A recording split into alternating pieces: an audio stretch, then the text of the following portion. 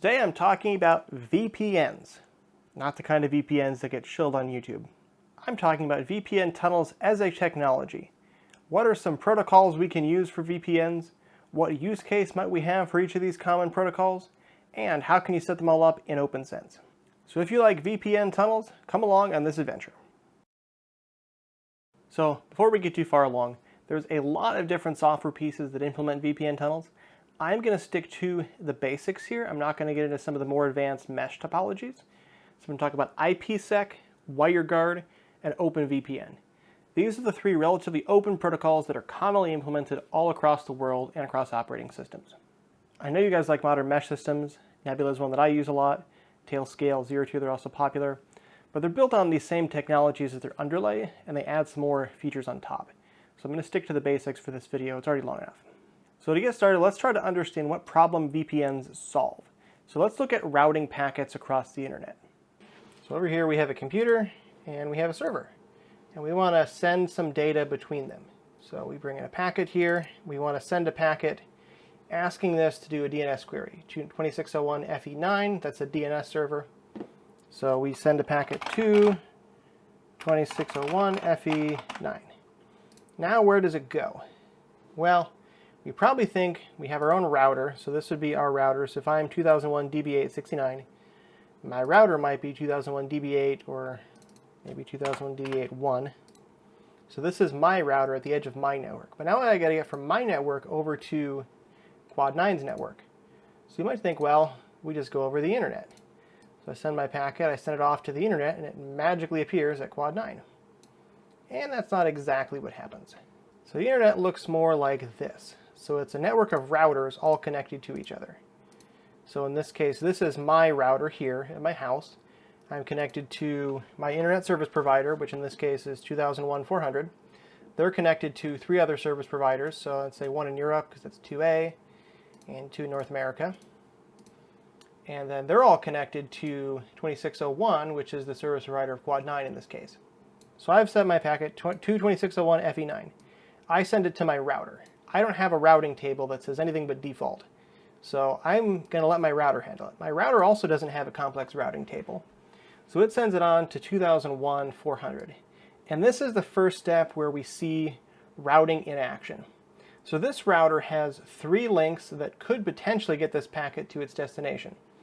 We could go to 2A01600, we could go to 2601 100, or we could go to 2601 200. So looking at this, you might say, well, we have two different choices. It's obvious. But imagine that this router is connected to 300 other routers, or it's in a peering facility with hundreds of other ISPs. That's going to be a much more complicated choice, especially if there's not just one router in between. There might be 10. 2601 FE might be on the other side of the Atlantic. We might have to take some undersea cables. So we need to decide which outgoing interface to send our packet on, and specifically which router to send it to next. It's called the next hop.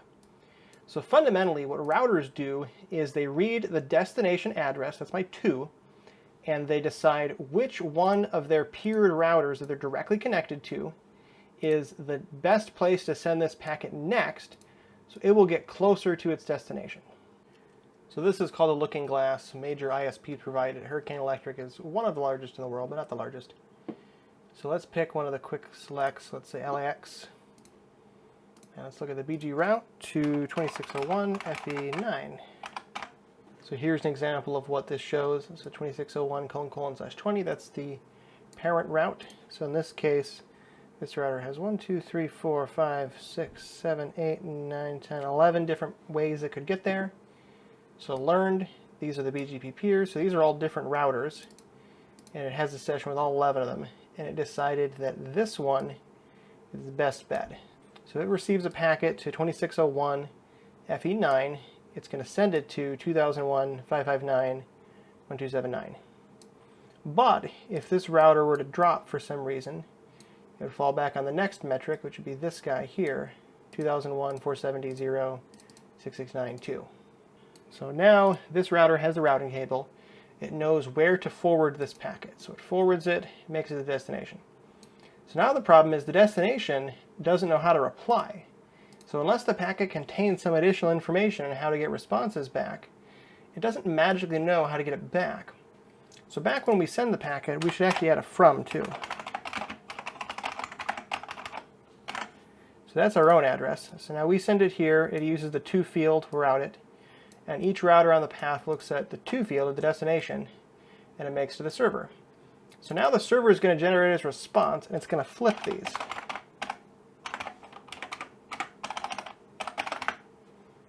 So it's going to flip the source and the destination. So really the source was only used by the destination so that it could send a response back. And so now it's going to send a response to 2001 DB869. This router has to look at its routing table for 2001 DB869, etc., etc., and we end up here. So as we start talking about modifying routing tables for VPN, it's very important to remember that we always need to route back. So just because we can send a packet to the destination and all of those routes work, doesn't mean the destination can route packets back. It's a two-way street. So when we're adding VPN routes, we need to add them on both sides. So why would we add VPN routes? Well, let's take a look at how a VPN tunnel works fundamentally. So now say we want to protect this packet in transit. So there's a few reasons you might want to do this. You might not want to expose this server's open ports directly to the internet. So if this is a DNS server, for example, having an open DNS server can mean tons of people will hammer it trying to do DNS amplification attacks. You're not necessarily the victim, but you're a part of their scheme, so maybe we don't want this connection to be open. Maybe also we feel like the contents of this packet are sensitive. If we're using TLS to encrypt our traffic, the contents shouldn't be sensitive, but maybe just the headers are sensitive, or maybe the SNI or something like that, that's further down in the packet from the to and the from, maybe those are sensitive. So whatever reason, we want to create a tunnel. So there's a few pieces we can do it. So I have now created a VPN tunnel. So where is the tunnel going to end? So if I connect to it directly from my computer, then one endpoint will be the computer. And if the other end is the server I'm connecting to, then the other endpoint will be the server. So to the application, traffic is passing straight through the tunnel.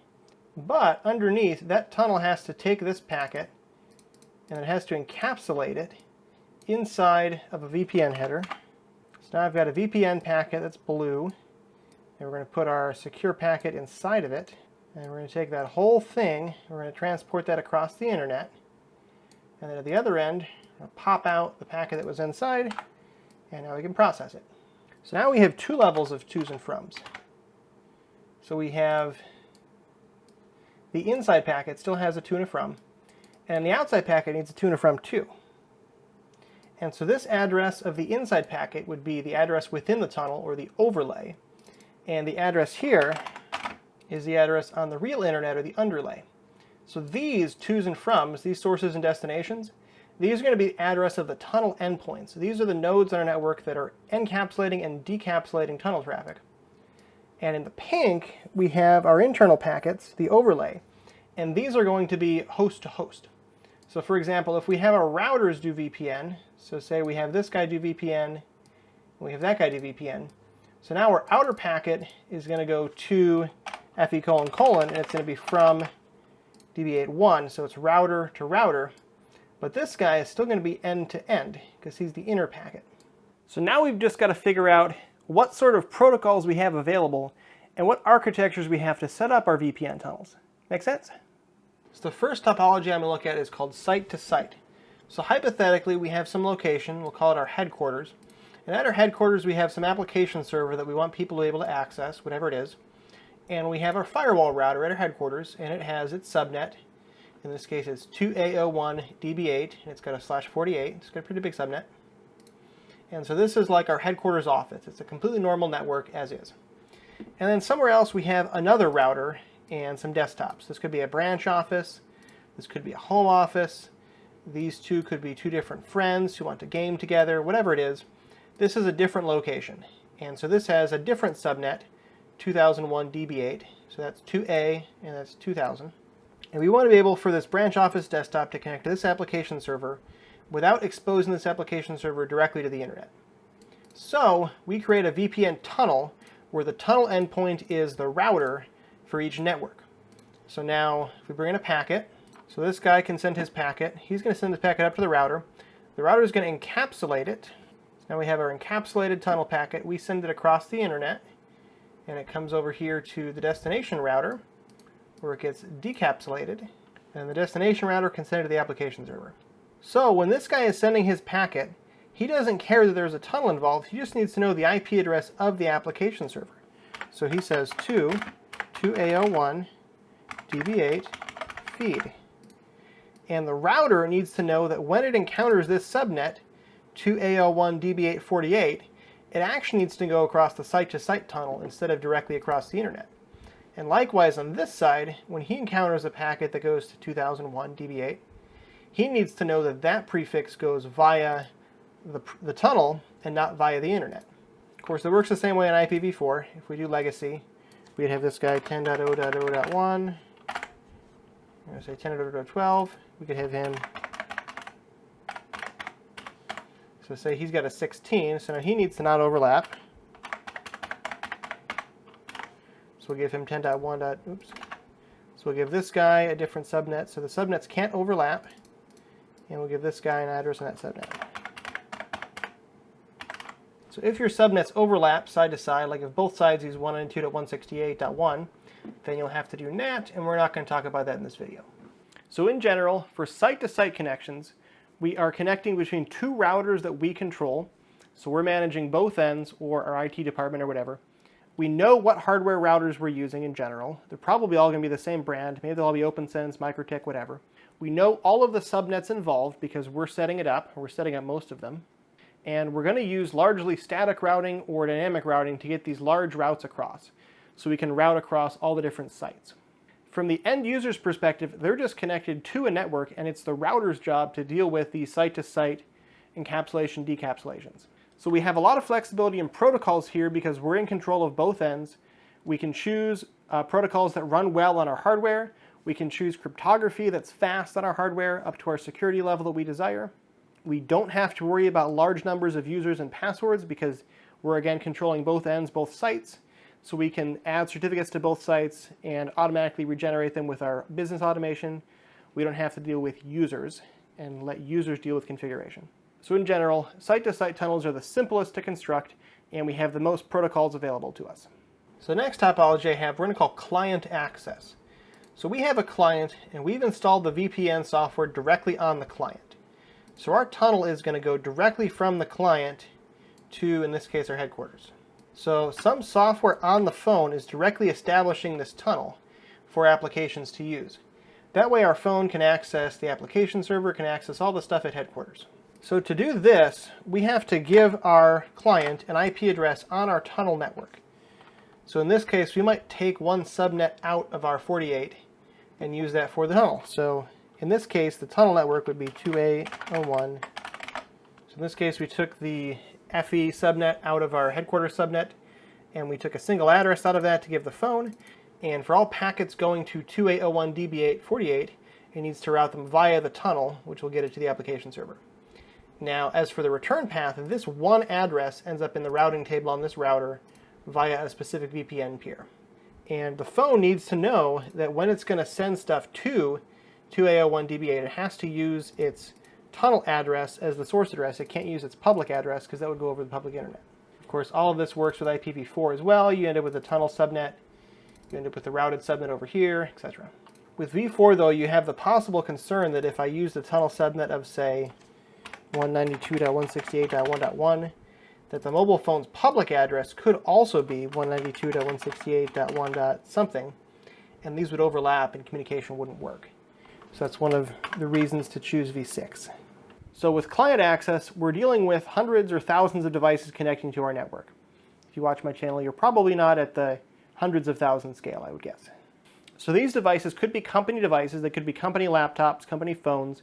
Then we're setting them up with a mobile device manager, and we can push configs out to them pretty easily. But they could also be personal devices, especially if you're doing this as a home lab. And so if these are all of your family's devices, do you want to be going in and installing a VPN software on all of them? Do you want to be configuring that VPN software? And do you want them to have to bring it to you every time it breaks? So these are some considerations we have in choosing the protocol we're going to use for client access VPNs. On the server side, we also have to deal with a large number of tunnel sessions to all of our different client endpoints, because every single client is a separate tunnel endpoint instead of just the router on the other side. We're going to have a large routing table to deal with this, and we're going to have to deal with user authentication for all of these users, whether that's usernames and passwords or certificates or something like that. And so this means when we're choosing software for client access, it's more than just does the protocol work. We also have to consider all of these other features the protocol might provide. Does it have apps for all the platform? Does it have the authentication types we want? Does it work with Active Directory? Does it work with the certificates we're using? And so it's a much more complicated choice for client access. So last topology I've got for you, we're going to call a server access VPN. This is the type you see getting shilled on YouTube all the time. So in this example, I want to send a packet to some server on the public internet, but I don't want it to look like it came from me. So I call up a VPN company, and they give me a tunnel address on one of their servers, and then we create a tunnel.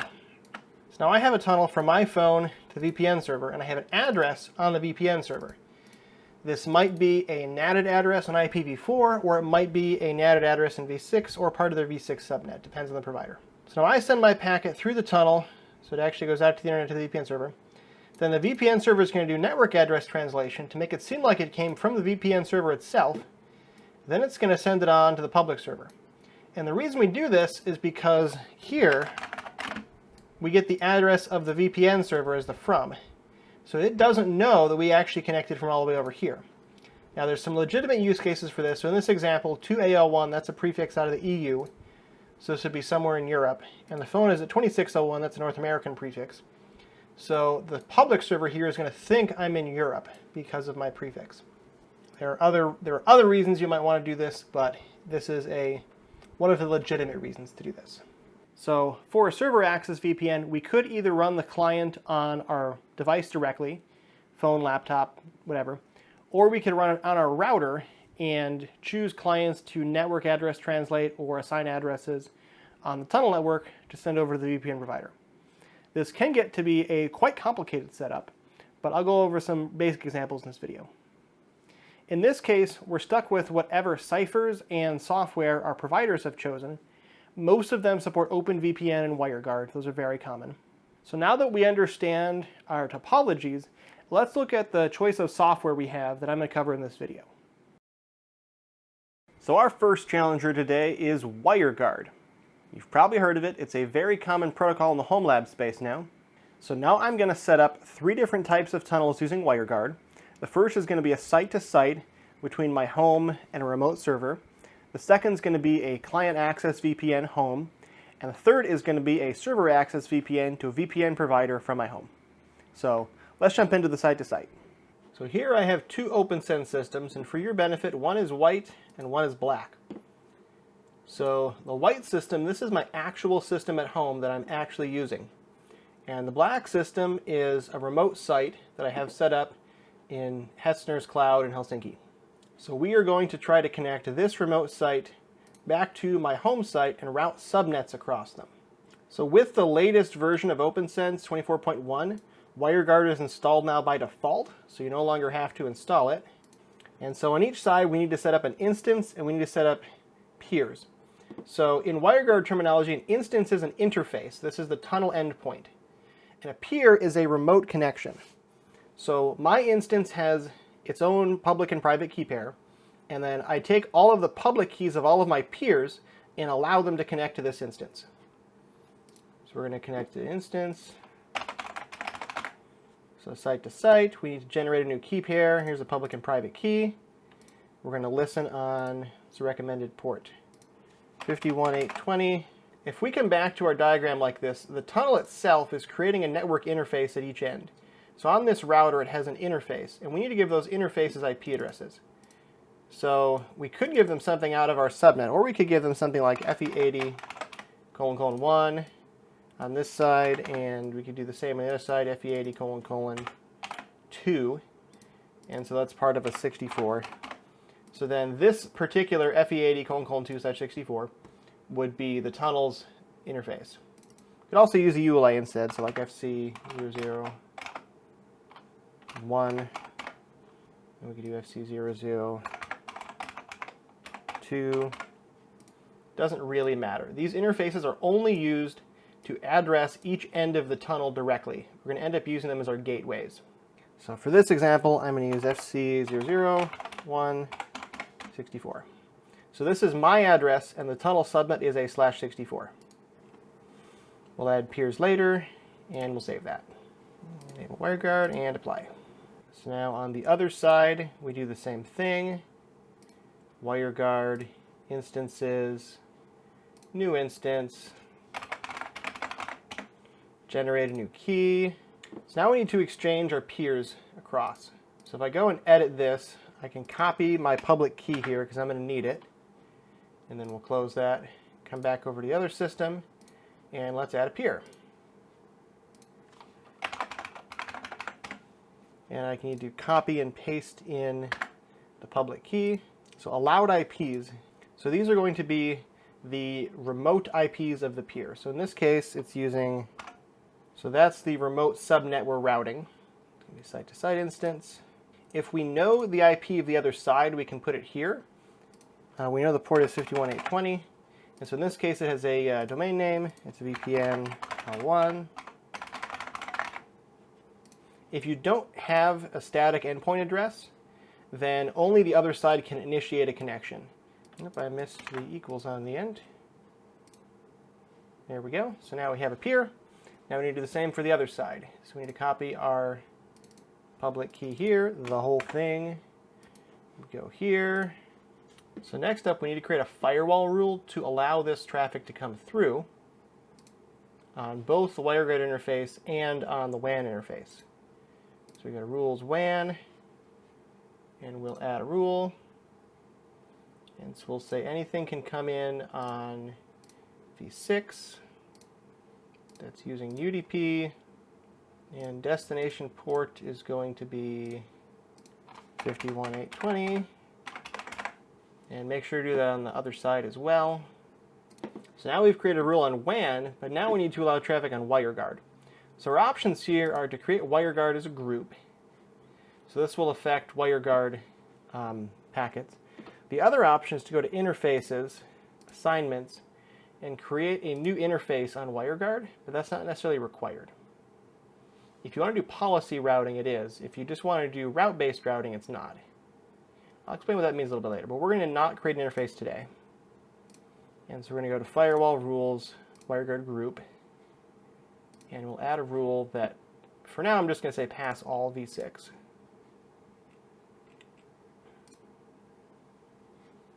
And I'm going to go do that on the other firewall as well. So now let's try to ping across.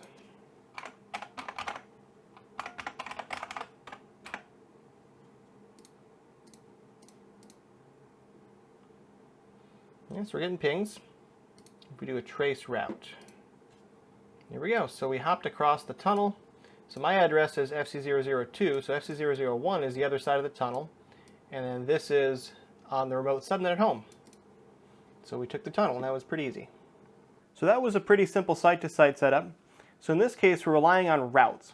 When we configure a peer, we specify what routes are available via that peer. So that's going to be the tunnel address of the peer, so in this case the FC001/64, but also all the other subnets we can get to via that peer. When WireGuard starts the tunnel, it installs these routes into the system routing table that say when you have this specific subnet, route it via WireGuard. So this is a route-based system. Come over here and look at system route status. So you can see 260140E, this guy, /60, he's going via WireGuard 0. And so this means we're not using firewall policies to define what goes over the tunnel. We're just saying all traffic for that destination goes over the tunnel, and the firewall policy will have to allow or deny just based on those address ranges. And for site-to-site routing, this is usually what you want. You're going to just have the VPN tunnel responsible for the entire subnet, use your firewalling to limit who can get to the tunnel, who can come out of the tunnel, as you normally would. Next up, we're going to do user access. I got my phone here to be my remote side. I'm going to use my phone over cellular, so we're not using the same internet connection. And yeah, let's get that started. So coming back to our client access drawing, we again need to give addresses to both sides. So this side we were going to give them out of our prefix. So this is going to be part of the prefix for the mobile phone. And the other side also needs an address. So we need to define a subnet for this tunnel. And for this example, I'm going to use 2601 for E8102 CCC. Okay, I'm not using 1. So this is going to be my subnet on the link. This is globally routable. So if my clients get a WireGuard address, they're allowed to route all the way out to the internet if they want to. If I wanted to make this local only, I could use a ULA address for this. So like FD. I could randomly generate a ULA using a ULA random generator. That would restrict me to only routing within my own networks. Or I could use a global address if I want to give these guys internet access via my route. So I'm going to use this, and then my tunnel endpoint on the server side is going to be ::1, and my other sides are going to get randomly generated.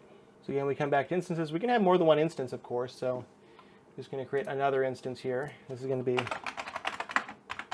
my client access instance. We'll generate a key pair. We're going to listen on port 51821 because we're already listening on 51820.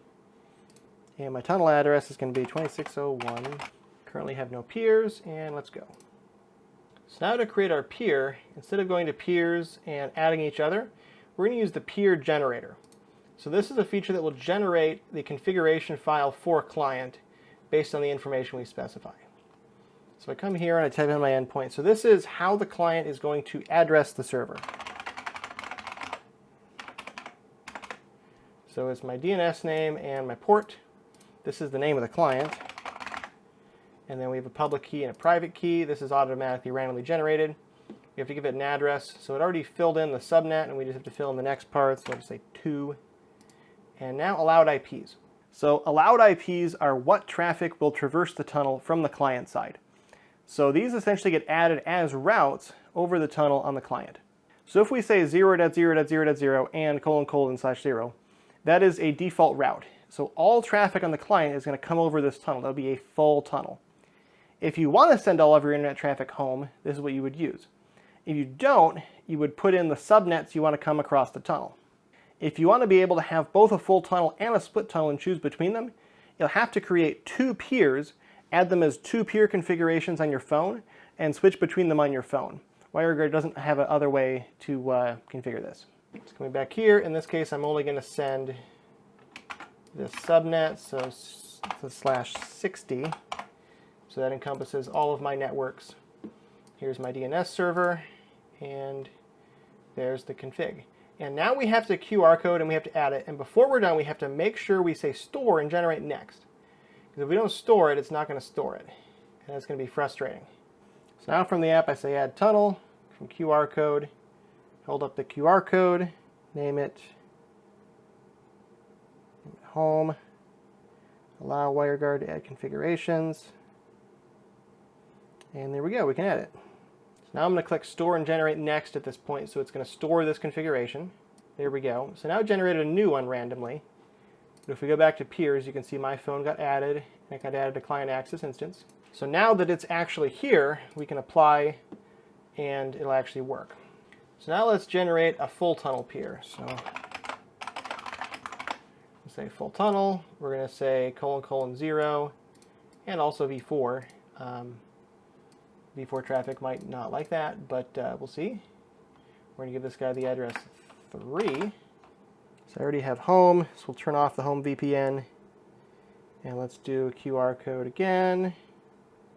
And this will be home FT, full tunnel. So we'll label that one. So now you can see we got pushed a route that's everything. So all of our traffic should go over this tunnel. DNS, we're going to look for google.com.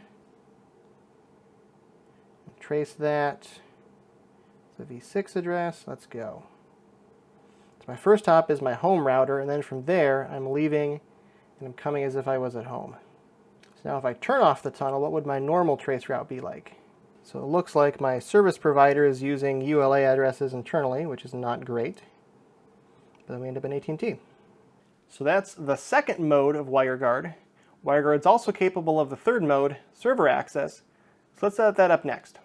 So here again is our reference for server access. So this is going to be our VPN provider, or it could be us if we set it up ourselves. For this example, I've used a VPN provider that does not shill on YouTube. So maybe you've never heard of it, but they have V6 support. For my mobile phone, I'm going to be using my own router, and for the public server, I don't know, I'll try to find some site that's blocked in the US. We're just going to set up my home router to connect out to VPN provider. So with whatever provider you use, you have to get a Wireguard config file from them. Then we're going to have to pull that information out and type it in over here. Where do we want to exit? Let's exit from Stockholm. In case you didn't know, Stockholm was in Switzerland. So here's what they sent. They called it immune Python. They just generate a random name. They generated a private key for me. They gave me the public key of their server. They gave me an address in the 10 range, so this is going to be a carrier grade NAT address. They gave me a v6 address in the FC00 range. This is a ULA, so they're also going to be doing v6 NAT. And they gave me a DNS server. And then their public server is at this location at 2803, Stockholm, on the standard port 51820. So make a new instance for this. I call this. You can have more than one of these set up at a time if you want to. So now we need the public key and the private key. Let's copy and paste in the private key. So next up, I need my tunnel address. That's going to be these two guys here. So we'll copy and paste that in. And we have no peers yet. So in this case, I'm going to say disable routes because we're going to use policy-based routing to decide who goes over this tunnel. So now let's add our peer. So this is going to be Stockholm. We need the public key from Stockholm. And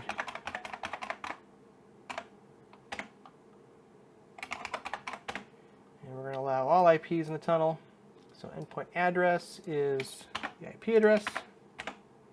And endpoint port is 51820. This is going to be for the server access VPN. And let's save that. So now we have the tunnel established. It's WG2 because they're sequential. So now I'm going to make an interface for this. So I'm going to go to Interfaces, Assignments. I'm going to pick on WG2, and we're going to call this Server Access Stockholm. So I'm just going to enable this interface. It's on WG2, and we're not going to select anything else. So next up, I'm going to create a gateway. So this will be a gateway configuration. So I have my existing upstream gateways, and we'll add two more. That's going to go out on Stockholm, and we're going to take our own IP address and just go off by 1. So it's a FAR gateway. We're not going to monitor it, and it is not a default gateway candidate. And we're going to do the same for v4. One last thing is because our VPN provider only gave us a single address that it routes, 32 and 128, we have to do network address translation and everything that's leaving to masquerade as these two addresses, v4 and v6. So we're down to firewall NAT, outbound. So I've set to hybrid. That's what I usually use. So let's create some rules. So interface is going to be the server access if we're on v4. So target's going to be the interface address. And that should be good. I'm going to do one more for v6 as well. I know v6 is not often natted, but it's kind of required in this case. And then we will apply these guys. So at this point, we've created the Wireguard tunnel. Now we need to tell traffic to go over this tunnel. In past examples, we use subnet-based routing, where we would have a specific subnet that would go over the tunnel. So for client access, the client would have our LAN subnets. It would send all of that traffic over the tunnel, or it could do all traffic in a full tunnel. For a site-to-site, we would put the subnets of each site in the config. It would route. This is route-based. For this type of VPN, I'm going to set it up policy-based. This means that by default, no traffic will take the tunnel. And in order to have traffic take the tunnel, we have to have some rule in the firewall that tells it that traffic should take a different path than normal. So let's set that up now. So I have a virtual machine here. This is going to be our victim, I guess we'll call it. So we're going to try to route this over the tunnel. So we're going to do by MAC address. I'm going to take this MAC address, I'm going to make an alias for it. It's going to be a host MAC address. So now we found all the IPs of the test server, so we can write rules with this alias. So we're going to say rule on LAN. We'll add a new rule. And we're going to say when traffic comes in on LAN, that is either v4 or v6, and the source is the test server. So if the traffic came from the test server's IP addresses, Then we're going to go down and we're going to set the gateway to VPN v4. And actually I'm going to need two of these rules for v4 and v6. So remember, rules are processed in order. So we want to put these rules somewhere in the middle probably. I would probably put the rules that allow access to other things on my network first. Then after that my redirect rules, and then after that my blanket allow deny all rules. So it looks like we got a v4, we did not get a v6. That's a little bit unfortunate. So now you can do policy routing in OPNsense. It's a pretty powerful tool aside from just this, because you can send individual clients to different places over different gateways. But this is a pretty big use case for policy routing. So for most people in the home lab and small business space, Wireguard is probably the solution you want to get started with. It's very easy to pick up, simple to set up, things like that. But it does have some downsides. So let's take a look at a hypothetical scenario where Wireguard would have a lot of problems. So I, Apple's Adventures, in this example, do business in Europe and the US. So I have two VPN servers, one in North America, one in Europe. And I want my phone to be able to connect to whichever one it's physically closer to. Make sense? So in the US, say I have 2601 DB8, that's my prefix. So I break that down for all my business sites. And in Europe, I get one from RIPE, and it's in 2A01 DB8. So that's my European prefix. Then I have an Anycast prefix, in this case 2001 DB8, and that's the address of the VPN endpoint itself. All my public websites and stuff, those can Anycast in the third prefix. So when my phone is connected to North America, I need to have an address that starts with this VPN prefix out of the North American server.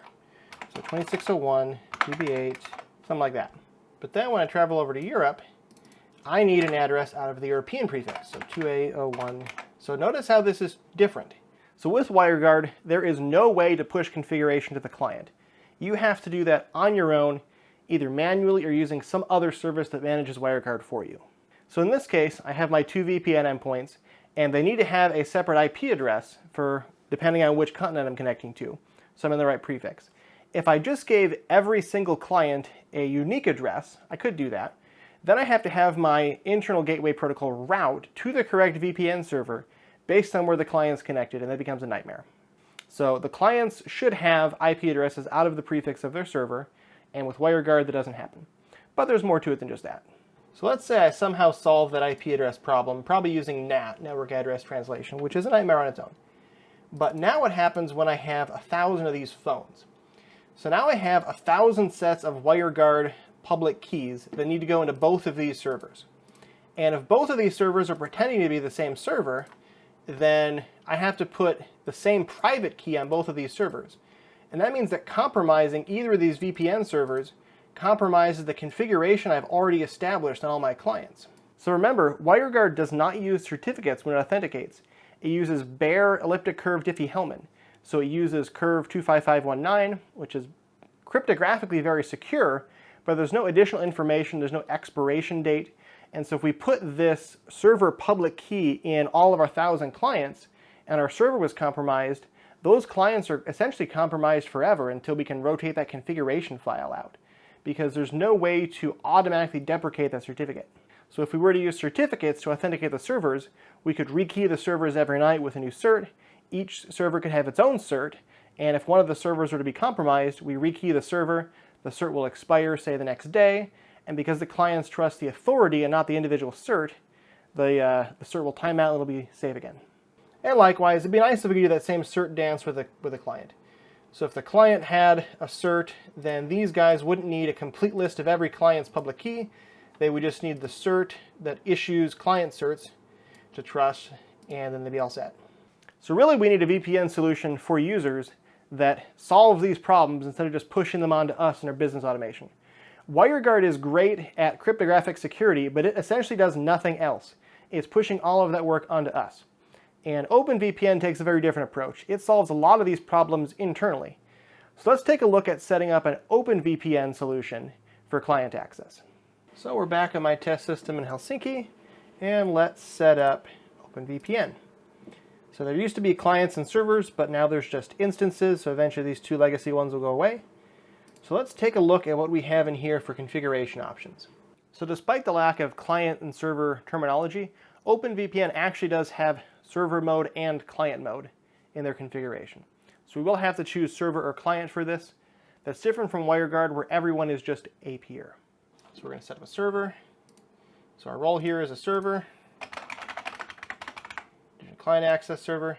Here we have the ability to choose UDP or TCP, and we can further specify that we're only going to support v4 or v6 on the underlay. So we're using UDP. There is a common port number, and it is 1194. So server v4 and server v6, these are the subnets we're going to use. So we're just going to leave v4 empty because I'm not using v4 in this example. And for v6, I'm going to use FD69. So the server itself is going to take the first address here, so it's going to take : 1, and then it's going to give out the rest to clients. So next up we have the certificate and the authentication section. So OpenVPN supports one type of authentication for the clients to verify the server, and that is using an X509 certificate. This is the same type you'd use for TLS. So you can use the same sort of mechanisms to distribute your TLS cert, distribute an OpenVPN server cert. For clients, we have two options. Either we can use a client-side certificate, which is very similar to a server certificate, or we can use username and password, or we can use both. So those are options for authentication here. So we need a cert for the server to present to the client, and the only one we have is WebGUI TLS cert. So if we go on a little detour, we can go to System Trust Authorities. We can make a new authority here, and so this will call our Client VPN Authority. And we're going to create an internal, and we're going to use elliptic curve, 384. And lifetime, that's pretty long. I mean, you can pick whatever you want for a country here, but this particular server is in Finland. So then we can create a new cert based on that new authority. We're going to sign it with our VPN auth. It's going to be a server certificate. We're going to again use 384. So common name here. This is the name we sign the cert with. You can add more alternate names if you want. Let's go. So now I have my VPN server cert. So that brings us back here. So we can now pick the server cert. I'm not doing revocation lists here, but it does support them. So next, verify client certificate. So we can either require it here, which means that we're going to use client certificate authentication, or we can say none, which means we're going to use password authentication. We can do both, in this case we have to do require and authentication, but we can't do neither. So we either have to verify client certificate, or we have to set up the authentication section for usernames and passwords. So I'm going to say none for this example. Now we get down to authentication. So here we can choose to either use a local database or a Radius server, but I don't have any Radius servers configured. Taking another detour, we can come over here to System, Access, Users, and Groups. So I'll create a group for VPN users.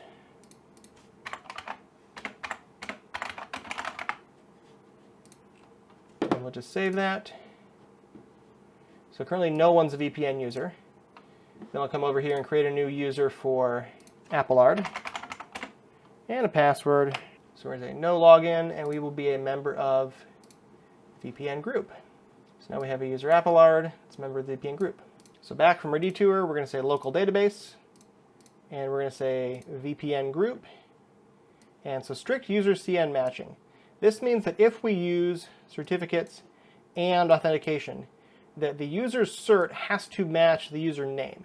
So if the user has a cert that has the name of Applard, they have to log in for authentication with the username Applard as well. In this case, I'm not using client certs, so I'm going to turn that off. So here we can put the list of our subnets that we want to push to the client. So remember back in Wireguard, we had to specify in the client configuration what the subnets were that we could access via the server. So whether this was all of our subnets or just our local subnets. With OpenVPN, this is configured by the server and it's pushed to the client when the client configures. So we can change this later if our network topology changes without messing up all of our client configs all over the world. So we'll say we're going to use that prefix. You could also do something like that if you wanted. We have some additional options here if you need. The descriptions of all of these are in the OpenVPN docs. And you can also push DNS servers to clients if you want to. So now before we connect our client, we need to go to the firewall rules and make sure we allow OpenVPN traffic into the firewall and also we allow our clients to go places. So firewall rules WAN. So we need a rule that will allow traffic to come in on port 1194. So we're going to pass traffic, came in on the WAN, IPv6, it's going to be UDP, any source, destination is going to be the WAN address, and port is going to be 1194. We'll save that. And now in OpenVPN, we need to allow the traffic to go somewhere. So once it comes in from the client, we have these rules. So in this case, I'm just going to say allow v6 any for testing, but we could be more restrictive if we wanted to be. So I'm going to again use my phone as the client. Let's get the client configured and see how that works. Go down here to client export. So we're going to choose our server, choose our export type. Usually file only is what you want. So next up we need the name of the port that it should access us by. So in this case, this is my Helsinki VPN. And we're on port 1194. So we're going to validate server subject. So that means that the client is going to validate the server certificate. So down here we can choose which certificate we want to use as the client cert. So in this case, OpenVPN server is actually our server cert, so we really don't want to export this one. If we had any users that had a linked cert, it would tell us here. We could download that. But since I'm not using user cert auth, I'm going to exclude the certificate. So we'll download that. So here's what the file looks like. So it starts with a configuration section. And so the remote is the server side. And then it has the certificate of the certificate authority that issued the cert for the server. So we can validate that. So now I got to send this OVPN file over to my phone. We can get started from there. So over here on the phone, we need the OVPN file. You can either email it, which is less secure because if your email is compromised, then you have the file. You can share it over, I don't know, whatever methods you have of sharing files. Okay, so I added the file. We're going to add it. So profile name, it's fine name. I'll remember my username, but not my password. We have no certificate, and we can say connect. So now it asks me for my password, and we're up. So it gave me the address 7069 Beef Cafe 1000, and the server public IP, that's the IP of my VPN server in Helsinki. Yeah, so I'm able to ping across the tunnel now to the other side. So unless you've been living under a security rock for the past few years, probably like most businesses in your area, you probably know that it's best practice to use multi-factor authentication for anything that users touch. Now if you've been following along, I've done 4 setups so far, 3 with Wireguard, 1 with OpenVPN. None of these use more than 1 factor. So in general, we pick 2 out of 3 from the following factors. Something that you know, something that you have, and something that you are. So something you know would be a password, something that you have would be a file on your computer, something that you are would be biometric. So in all of the Wireguard examples, we only have 1 factor, something that you have, that's your private key on your computer. Wireguard does not provide any other way of doing this, just with private keys, so we can't really add any other factors with Wireguard itself. We could use some other solution that hacks it together, but Wireguard was not designed for this. In OpenVPN, though, we could have 2. So currently we just have 1, and that's our username and password, so something you know. But we can add a second one pretty easily by adding a user certificate. So I mentioned before that you can use either certificates or username and password or both. And if we have both, we get our 2 factors. Something you have, the certificate file on your computer, and something you know, your password. So let's set that up. So this one's pretty simple. I just have to go into my user account and give my user a certificate. So we'll add a cert for him. If you already have like a hardware security module or something, like a YubiKey, you could generate a CSR from that. But we're going to create one from our VPN auth. We're going to use elliptic curve, 384. Common name is our username, Applard. So now our user has a key, the firewall has stored it, and we can use an OpenVPN. So I come back here, client export, I have all the same information I had earlier, but now instead of saying exclude certificate, I say Applard. It'll generate an OVPN file with Applard certificate in it. Now this provides a new challenge, and that is how do we get this file securely to our end user? We could email it, but then if we have an email breach, the breach person would have the certificate. They could potentially put that together with a password and get in. When we exported before, all we had was the public certificate of the server's root. So there's nothing special about that generic file I used last time. It just contains the address and the port number of the server, which is probably already on Shodan anyway, and the root certificate from the certificate authority, which is already public as well. So you could post that file on your website and tell your users, download this file, log in with your username and password. It would work. But then we're still at one factor, the username and password. So we could go to certificate authentication, which is really good, by the way. You really should be using certificates. And that's another option. But a third option that's also popular these days is time-based one-time passwords, or TOTP. And that's also supported in OPNsense. So let's set that up as well. So we're going to create a new server here for access. So you might remember we have local database that we've already used. So we're going to make a new one. And these are all the different authentication providers that OPNsense supports. So you could use LDAP if you want to link to Microsoft Active Directory. You could use Radius if you want to use a Radius backend. And you can merge these with time-based one-time passwords. We're going to do local plus TOTP. So token length, this is how long is your TOTP token. Usually it's going to be 6. So essentially with the way OPNsense does TOTP passwords, you're going to type in your TOTP 6-digit code and your password together in the password box. So you can either put it before or after, whichever one you want. So I'm going to leave it as the default, which is before, and we'll save that. So now to give my user a time-based one-time password, I can come here and edit him. And down at the bottom, we can generate an OTP seed. So this is a 160-bit secret that's used to generate the OTP key. So we'll save that. So generate a new secret. Once we save, it'll generate this secret. Now this secret is secret, so don't let it out in the wild. So we'll save that. Now I can come down here, and if I unhide it, I've got a QR code. And this will let me provision my TOTP app for this user. So once you've done this, the person can scan their QR code here to set up their phone with their Authenticator app. Now every time they log in with a username and password, they stick their TOTP at the beginning, then their password. So now they have two factors. Something that they have, which is the Authenticator app on their phone, and something that they know, which is their password. So now we understand everything to know about picking a VPN protocol, right? Basically, we use Wireguard when we can, and we use OpenVPN when we must. But it is not nearly that simple. There's a big elephant in the room hanging over Wireguard, and that is crypto. Wireguard, in its infinite simplicity, is built on the noise protocol framework. And one of the key tenets of noise is that you decide your cipher suite ahead of time, so there's no negotiation of ciphers. Now the noise protocol supports a lot of different ciphers, but the designer of the application based on noise has to choose one of them because it doesn't negotiate. And for Wireguard, those designers chose ChaCha20 Poly 1305. That's an AEAD, or Authenticated Encryption Cipher. Now these choices on their own make a lot of sense. ChaCha20 Poly 1305 was proposed by Google primarily to secure TLS connections on mobile devices which did not have hardware AES support. Because of the nature of ChaCha, it can be accelerated very quickly with vector and matrix multiply units in modern CPUs. And so that means it's about 10 times faster than AES, everyone else's favorite encryption algorithm. But it's only 10 times faster if you don't have AES hardware instructions. So pretty much every x86 device made in the last 10 years or so has the AES-NI instruction set, and a lot of ARMv8 devices, especially mobile devices, have the AES crypto extensions as well. So if you have hardware AES support compared to software matrix ChaCha support, you're looking at the opposite.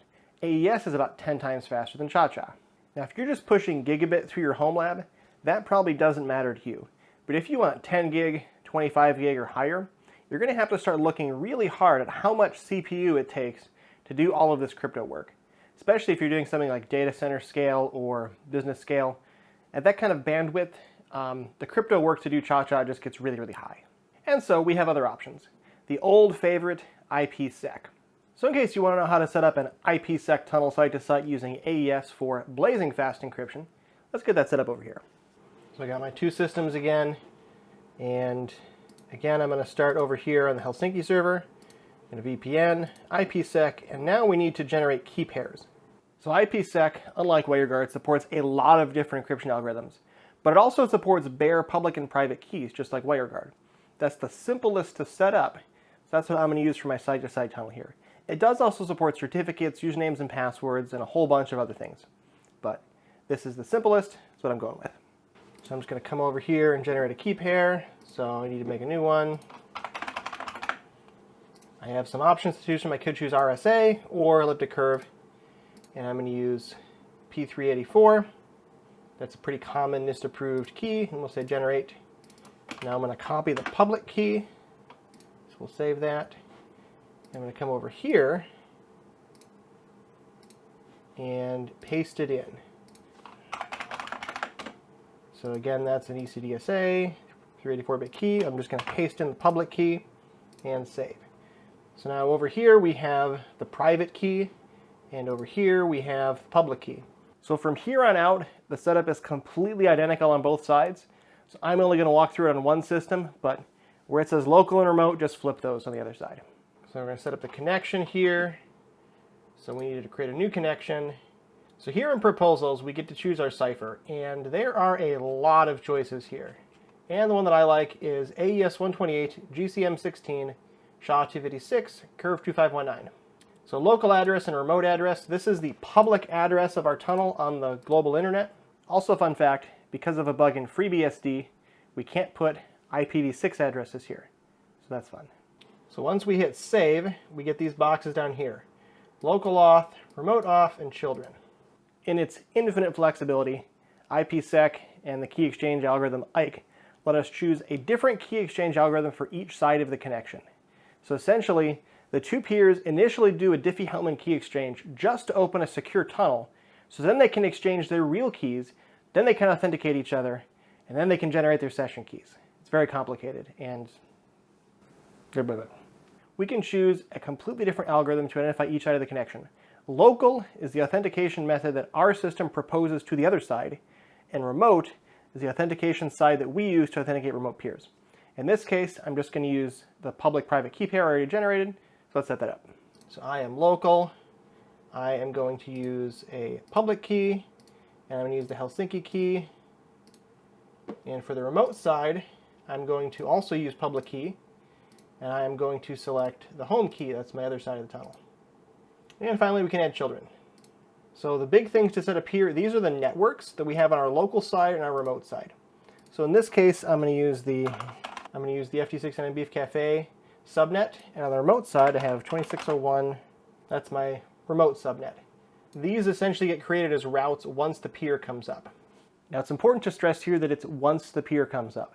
So if the IPSec tunnel is not established, these routes won't be in the kernel, and the traffic will just go off onto the internet, probably using the default route. So if you're having problems, the traffic isn't going the right way, check and make sure that the connection is actually established. Look at the logs for Sharon. That thing. The strong swan people thought they were funny, I guess. IPSec is the fairy of the dead, I guess, the dead protocol. So then we can save here. Then we can enable IPSec and save again. Now IPSec needs a couple of different open ports. It's not as simple as just one UDP or one TCP port. In particular, it needs UDP port 500, which is ISACAMP. It probably will also need UDP port 4500, which is for NAT traversal tunneling. And it will probably also need ESP. Now ESP doesn't have a port number. It's kind of like, it's a layer 4 protocol like TCP or UDP. So in the drop down where you see TCP, UDP, there's another one for ESP. You just allow that. And of course, an IPSec section also appeared, so we need to create rules of where the IPSec clients can connect. I just have an allow all for now. So eventually you come to VPN IPSec status overview. So phase 1 and phase 2 should both come up. So essentially phase 1 means that the other side of the connection has established an IKE tunnel. That means that the two are talking to each other to negotiate connections. Doesn't mean the connection's up, it means that the IKE connection is established, not the whole IPSec. Phase 2 means they've successfully negotiated and they've connected and the routes are installed. So you need both phase 1 and phase 2 to be up.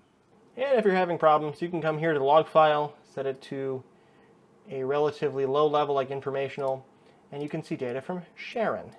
So a few other positive things to say about IPSec. It uses AES, which is FIP certified if you need to be in all that government compliance stuff. It's a bit of a lowest common denominator protocol. Pretty much all IT vendors should support IPSec if they support any sort of VPNs. It's been around for a long time, and there are implementations in most operating systems built in. Windows, Mac OS, iOS, they all have IPSec built in. So with OpenVPN or Wireguard, you have to download an app. It's also capable of pretty much everything OpenVPN is for client access. You can do certs, you can do username and password, you can push IP addresses and routes to clients, all that kind of good stuff.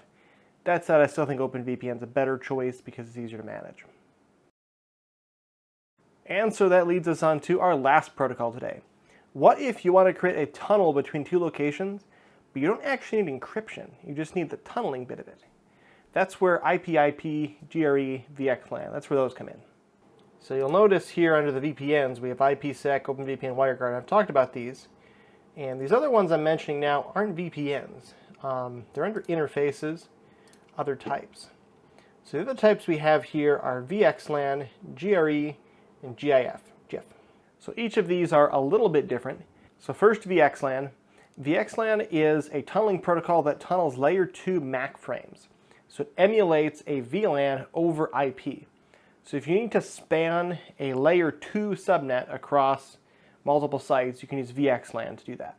You can run it over a WireGuard tunnel or an OpenVPN tunnel or whatever, but it's basically tunneling layer 2 MAC frames in layer 3 IP.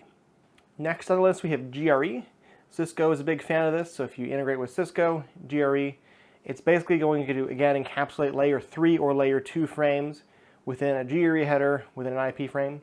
And last one is GIF, which actually implements the IP protocol. So in this protocol, we take an IP header, and then we just add another IP header right on the end of it. So we don't even have a tunnel header, we just have the two IP headers nested. And so this tunneling protocol is used in like 6-4. If you're doing like a hurricane electric tunnel, they'll use this protocol. It's a very simple protocol. So I'm going to set that up between my two sites. So GIF, very great tunnel. So for the IP tunnel or GIF, we need the parent interface. This is where we are going to use to tunnel traffic on the local side. So in my case, that's WAN. We need the address of the remote side. We need our local IP and the remote IP. And this is just for the tunnel network. This isn't the traffic that's actually going over it. Coming back to my site-to-site drawing, these are just addresses on the tunnel network. They're not subnets we have to route. We have to do the routing separately. Also, if you need IPv4 and IPv6, you can just create two tunnels. So now we can assign to this interface as well if we need to. So GIF0 is now an assignable interface. So let's go ahead and set that up. Then we can enable it, and the IP configuration is already done. So it's automatically created a gateway for me on the site-to-site interface, so that's nice. So now we can just create a route. So routes configuration, we're going to add a new route, and we're going to go via the site-to-site tunnel.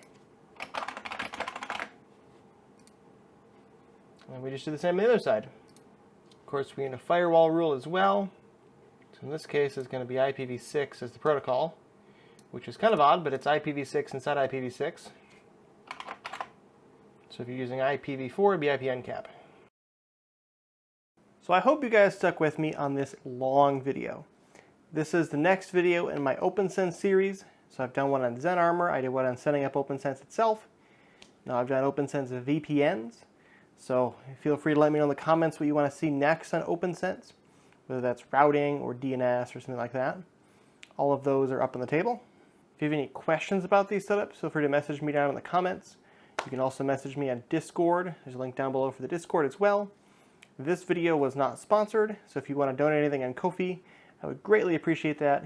It obviously takes time to make videos that are an hour long, so hopefully you've enjoyed this content and found it useful. Feel free to scrub through and reference it if you want. And yeah, I guess thanks for coming, and I'll see you guys in the next adventure.